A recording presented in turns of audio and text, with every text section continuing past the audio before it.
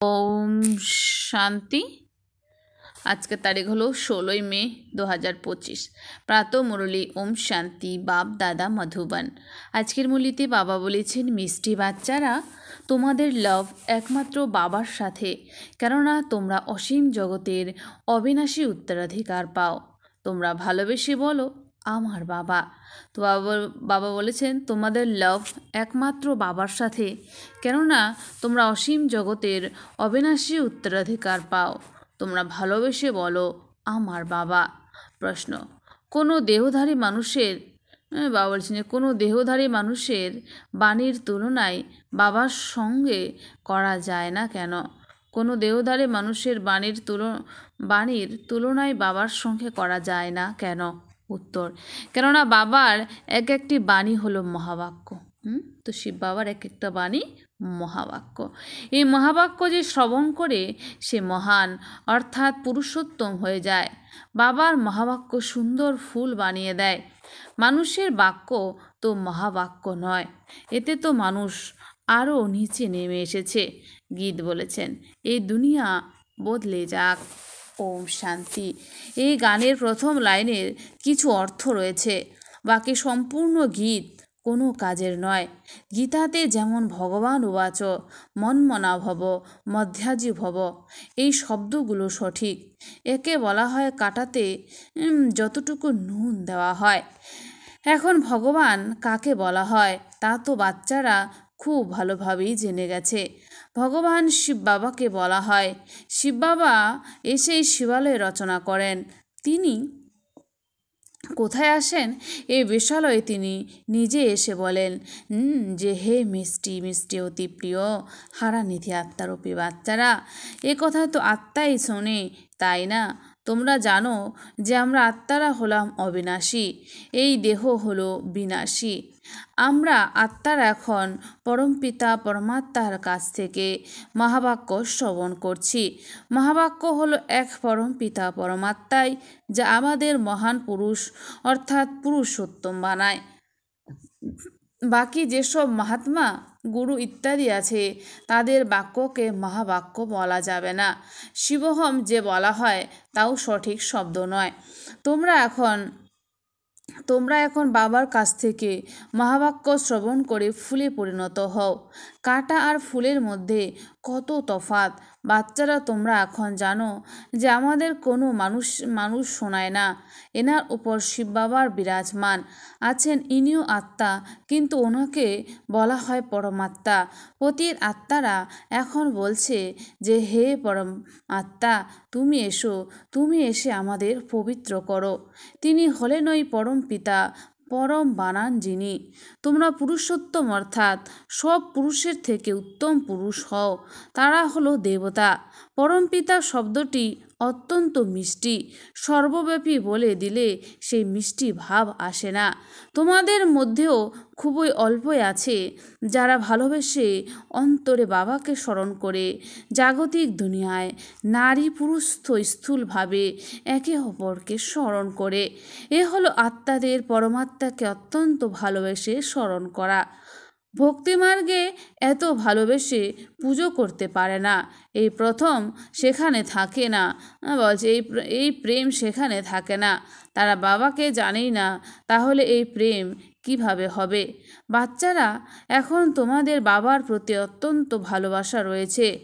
আত্মা বলে আমার বাবা, বলছেন আত্মা বলে আমার বাবা। আত্মারা তো ভাই, তাই না? প্রত্যেক ভাই বলে বাবা আমাকে তার নিজের পরিচয় দিয়েছেন। ওই ভালোবাসাকে কিন্তু ভালোবাসা বলা যাবে না। যার থেকে কিছু প্রাপ্তি হয় তার প্রতি ভালোবাসা থাকে। বাবার প্রতি বাচ্চাদের ভালোবাসা থাকে, কারণ বাবার থেকে অবিনাশী উত্তরাধিকার পাওয়া যায়। যত অবিনাশী উত্তরাধিকারের প্রাপ্তি বাচ্চাদের তো বেশি প্রেম থাকে। বাবার কাছে যদি কিছুই সম্পদ না থাকে, ঠাকুর দাদার কাছে যদি থাকে, তাহলে তখন বাবার প্রতি এত ভালোবাসা থাকবে না। তখন আবার ঠাকুর দাদার প্রতি ভালোবাসা এসে যাবে। তখন মনে করবে এর থেকে অর্থ পাবো।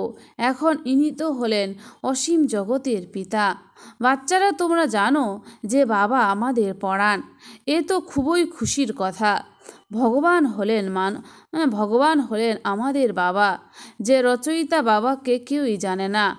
আর এই না জানার কারণে সেই সব মানুষ নিজেদের বাবা বলে দেয়।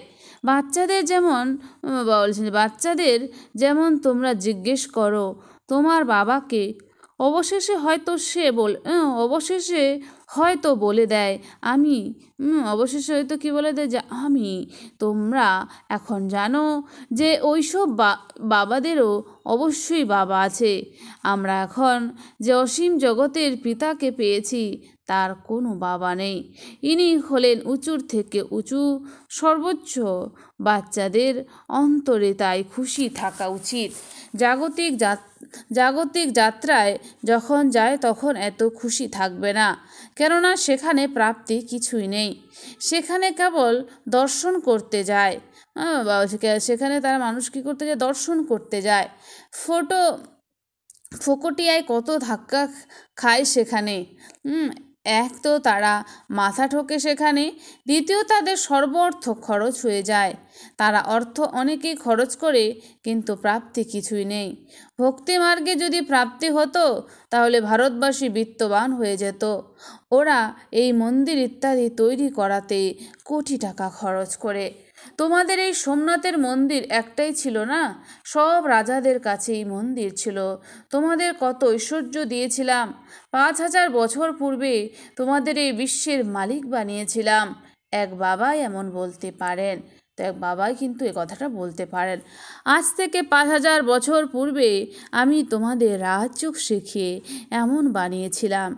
এখন তোমরা কি হয়ে গেছো এই কথা তো বুদ্ধিতে আসা চাই, তাই না? আমরা কত উচ্চ ছিলাম, পুনর্জন্ম নিতে নিতে একদম নিচে পড়েছি। এখন করি তুল্য হয়ে গেছি। এখন আমরা আবার বাবার কাছে যাচ্ছি, যেই বাবা আমাদের এই বিশ্বের মালিক বানান। এ হলো একই যাত্রা যেখানে আত্মাদের বাবা মিলিত হন। তাই তোমাদের অন্তরে সেই প্রেম থাকা চাই। বাচ্চারা, তোমরা যখন এখানে আসো তখন তোমাদের বুদ্ধিতে থাকা চাই যে আমরা সেই বাবার কাছে যাই, যার কাছ থেকে আমরা আবার এই বিশ্বের বাদশাহী পাই। ওই বাবা আমাদের শিক্ষা দেন, বাচ্চারা দেবী গুণ ধারণ করো। সর্বশক্তিমান পতিত পাবন আমি তোমাদের বাবা। তোমরা আমাকে স্মরণ করো। আমি কল্পে কল্পে এসে তোমাদের বলি যে তোমরা মামেকম স্মরণ করো, তাহলে তোমাদের বিকর্ম বিনাশ হবে। তোমাদের মনে এই কথা আসা চাই যে আমরা অসীম জগতের পিতার কাছে এসেছি। বাবা বলেন আমি হলাম গুপ্ত।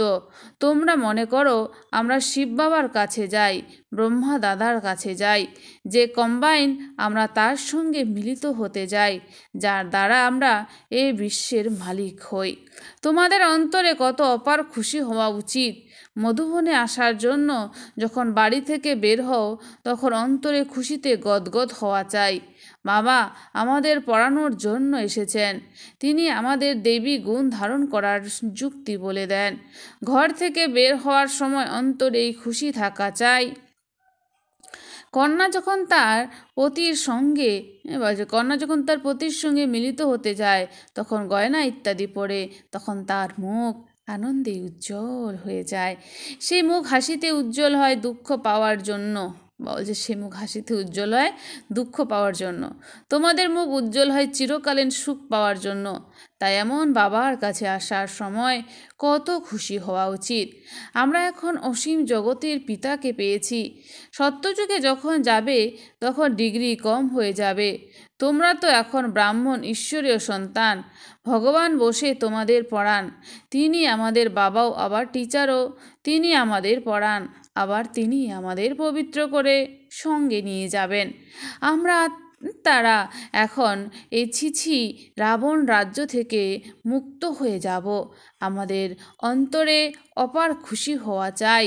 বাবা যখন আমাদের এই বিশ্বের মালিক বানান, তাহলে আমাদের কত ভালোভাবে পড়া যায়। ছাত্ররা যদি খুব ভালোভাবে পড়াশোনা করে, তাহলে খুব ভালো নম্বর নিয়ে পাশ করে বাচ্চারা বলে, বাবা আমরা তো শ্রীনারায়ণ তৈরি হব। এ হলো সত্যনারায়ণের কথা, অর্থাৎ সেটা হলো সত্যনারায়ণের কথা, অর্থাৎ নর থেকে নারায়ণ হওয়ার কথা। তোমরা ওই মিথ্যা কথা জন্ম জন্মান্তর ধরে শুনে এসেছো। এখন তোমরা বাবার কাছ থেকে একবারের জন্য এই সত্য কথা শোনো। ওই কথা তো ভক্তি মার্গে চলে এসেছে। শিব বাবার যেমন অবতরণ হয়েছে বলে প্রতি বছর তার জয়ন্তী পালন করা হয়।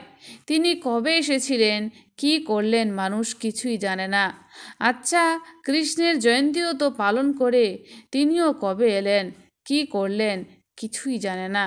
ওরা বলে তিনি কংসপুরীতে আসেন, কিন্তু তিনি এই প্রতি দুনিয়াতে কিভাবে জন্ম নেবেন। বাচ্চাদের কতটা খুশি হওয়া উচিত। আমরা অসীম জগতের পিতার কাছে যাই, অনুভবও তো শোনায়, তাই না? আমরা আমার অমুকের দ্বারা তীর লেগেছে যে বাবা এসেছেন, ব্যাস সেই দিন থেকে শুরু করে আমি বাবাকেই স্মরণ করি। এ হলো তোমাদের বড়োর থেকেও বড় বাবার কাছে আসার যাত্রা। বাবা তো চৈতন্য, তিনি বাচ্চাদের কাছেও যান, সেটি হলো জড়যাত্রা। আর এখানে তো বাবা চৈতন্য, আমরা আত্মারা যেমন কথা বলি, তেমনি পরমাত্মা বাবা ও শরীরের দ্বারা কথা বলেন। এই পড়া হলো ভবিষ্যৎ 21 জন্ম শরীর নির্বাহের জন্য। সে হলো কেবল এক জন্মের জন্য। এখন তোমাদের কোনো পড়ার প্রয়োজন বা কোন কাজ করার প্রয়োজন। বাবা বলেন যে তোমরা দুই করো। সন্ন্যাসীদের মতো তোমাদের বাড়ি ঘর ত্যাগ করে জঙ্গলে যেতে হবে না। এ তো প্রবৃত্তি মার্গ, তাই না? দুইয়ের জন্যই পড়া আছে, সবাই তো পড়বেও না। কেউ ভালো পাঠ নেবে, কেউ আবার কম। কারোর আবার চট করে তীর লেগে যাবে, কেউ তো উন্মত্তের মতো বলতে থাকবে।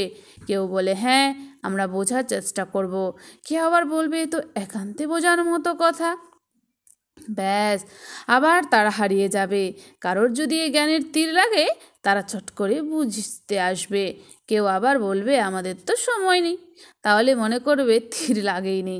দেখো, বাবার এই জ্ঞানের তীর বিদ্ধ হয়েছিল, তাই চট করে ছেড়ে দিয়েছিলেন, তাই না? তিনি মনে করেছিলেন বাদশাহী পাবো, এর সামনে এসবের কি মূল্য। আমাকে তো বাবার থেকে রাজত্ব পেতে হবে। বাবা এখন বলেছেন ওইসব কাজ করবার করো। কেবল 1 সপ্তাহ খুব ভালো করে এই শিক্ষা বোঝো। গৃহস্থ জীবনকেও রক্ষা করতে হবে, রচনার লালন পালনও করতে হবে। ওরা তো রচনা করে স্ত্রী সন্তান তারপর পালিয়ে যায়। বাবা বলেন যে তোমরা যখন রচনা করেছো তখন তার সুরক্ষা করো। মনে করো স্ত্রী বা সন্তান তোমার কথা শোনে তো সুপুত্র, আর যদি না শোনে তো কুপুত্র। কে সুপুত্র আর কে কুপুত্র সে তো জানতে পারা যায়, তাই না? বাবা বলেন যে তোমরা যদি শ্রীমতে চলো তাহলে শ্রেষ্ঠ হতে পারবে, না হলে তো অবিনাশী উত্তরাধিকার পাবে না। তোমরা পবিত্র হয়ে সুপুত্র হয়ে নাম উজ্জ্বল করো। তীর বিদ্ধ হয়ে তখনই বলবে এখনই তো আমরা প্রকৃত উপার্জন করব। বাবা এসেছেন আমাদের শিবালয়ে নিয়ে যেতে।